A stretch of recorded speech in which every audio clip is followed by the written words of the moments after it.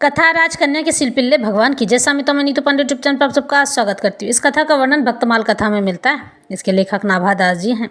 यह 1500 साल पुरानी इन कथाओं को लिखी गई थी ताकि जो हमारे समाज में प्रत्यक्ष ईश्वर के दर्शन हुए हैं वह जन जन तक पहुँच सके। कहते हैं विश्वास सबसे बड़ी पूंजी होती है, चाहे वह विश्वास नौकर का मालिक के प्रति हो या मालिक का नौकर के प्रति, पिता का पुत्र के प्रति, माता का अपनी संतानों के प्रति या किसी जानवर के प्रति ही क्यों ना हो। इन सबका विश्वास डगमगा सकता है, समय आने पर टूटकर बिखर भी सकता है, धोखा भी दे सकता है, पर एक विश्वास ऐसा है जहाँ पर केवल आस और विश्वास ही काम आता है, और वह है परमात्मा का द्वार। आपको सबने क्यों ना ठुकरा दिया हो, पर परमात्मा जो सबकी आत्मा में बसते हैं वो आपका विश्वास कभी नहीं तोड़ते हैं। आप जब भी अपने अखंड विश्वास से उन्हें पुकारेंगे तो भगवान विष्णु यानी परमात्मा नारायण आपके पास स्वयं ही लौट आएंगे और उनको प्रत्यक्ष प्रमाणित भी करना पड़े तो करेंगे। नारायण भगवान विष्णु आपके विश्वास का मान रखते हैं और वैसे भी भगवान भक्त के अधीन होते हैं। जब भी भक्त हरि नारायण को पुकारते हैं वो अपने भक्त के पास भागे भागे चले आते हैं। इस संसार में हमें सभी धोखा दे सकते हैं पर परमात्मा कभी धोखा नहीं देते हैं।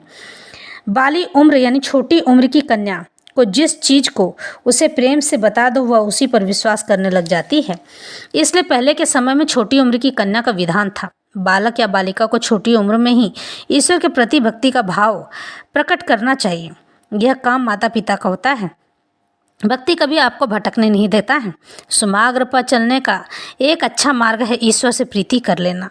जीवन मरण का चक्र चलता ही रहता है और यह चलता ही रहेगा, क्योंकि हम सब की आत्माएं भगवान विष्णु की ऊर्जा है। इसलिए जब हम भगवान विष्णु की आराधना करते हैं तो यह आत्मा पवित्र होकर और ऊर्जावान हो जाती है, जो कि मरणोपरांत हमारे मोक्ष का कारण बनती है। वैसे भी जो चीज़ जिसकी है उन्हें मिलना ही चाहिए, यानी कि हमारी आत्माएं भगवान विष्णु की ऊर्जा है तो उन्हें वापस मिलनी ही चाहिए। तो यह कथा आरंभ करते हैं। बहुत पहले की बात है। एक महात्मा एक दिन एक राजा के यहाँ पधारे। देवयोग से उन्हें वहाँ कई दिन रहना पड़ गया। महात्मा जी के पास कुछ शालिग्राम की मूर्तियाँ थीं। राजा की एक अबोध बालिका प्रतिदिन महात्मा जी के समीप बैठकर उनकी पूजा देखा करती थी। एक दिन कन्या ने महात्मा जी से पूछा, बाबा जी आप किसकी पूजा करते हैं? महात्मा जी ने कन्या को अबोध समझकर हंसी हंसी में उससे कह दिया, हम शिल्पिल्ले भगवान की पूजा करते हैं। कन्या ने पूछा कि बाबा जी शिल्पिल्ले भगवान की पूजा करने से क्या लाभ है? महात्मा जी ने कहा, शिल्पिल्ले भगवान की पूजा करने से मनचाहा फल प्राप्त हो सकता है। कन्या ने कहा, तो बाबा जी मुझे भी एक शिल्पिल्ले भगवान दे दीजिएगा, मैं भी आपकी भांति उनकी पूजा किया करूँगी। महात्मा जी ने उसका सच्चा अनुराग देखकर उसे एक शालिग्राम की मूर्ति दे दी और पूजन का विधान भी बतला दिया। महात्मा जी तो विदा हो गए। कन्या परम विश्वास तथा सच्ची लगन के साथ अपने शिल्पिल्ले भगवान की पूजा करने लगी।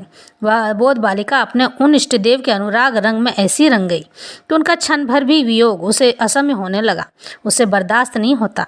वह कुछ भी खाती पीती अपने उन इष्ट देव को भोग लगाए बिना नहीं खाती पीती थी।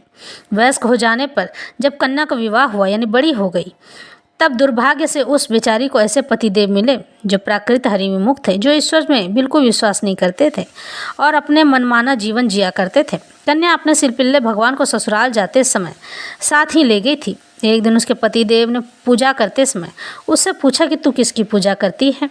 तो उसने कहा, मैं सारी मनोकामना पूर्ण करने वाले अपने शिल्पिल्ले भगवान की पूजा करती हूँ। तो पतिदेव ने कहा, ढकोसले कर रही है, सबको बेवकूफ़ बनाती है। सो कहाँ है शिल्पिल्ले भगवान? ऐसा किसी की पूजा नहीं होती है। यह कहकर उस मूर्ति को उठा लिया और बोले कि इसे नदी में डाल दूंगा। कन्या ने बहुत अनुनय विनय के साथ कहा, यानी कि बहुत विनती की, बहुत रोई, गिड़गिड़ाई, ऐसा ना कीजिएगा, हे स्वामी इन्हें मुझे वापस दे दीजिए। मैंने ऐसी कौन सी गलती की है जो आप ऐसा कर रहे हैं? लेकिन वह सुनने को तैयार नहीं था और उसे प्रताड़ित करने लगा। इसके बाद, स्वामिन ऐसा न करें, ऐसा न कीजिएगा। किंतु स्वामी तो स्वभावतः दुष्ट ठहरे।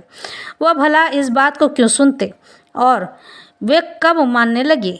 वह बेचारी साथ ही साथ रोती चली गई। किंतु उन प्रकृत्या हरि विमुख पति देव ने सचमुच उस मूर्ति को नदी में फेंक दिया। कन्या उसी समय से अपने शिल्पिल्ले भगवान के विरह में दीवानी हो गई। उसे अपने इष्ट देव के बिना सारा संसार शून्य जचने लगा। उसका खाना पीना सोना सब भूल गया। लज्जा छोड़कर वह निरंतर रटने लगी, मेरे शिल्पिल्ले भगवान मुझ दासी को छोड़कर कहाँ चले गए? शीघ्र दर्शन दो, नहीं तो दासी के प्राण जा रहे हैं। आपका वियोग असम्य है।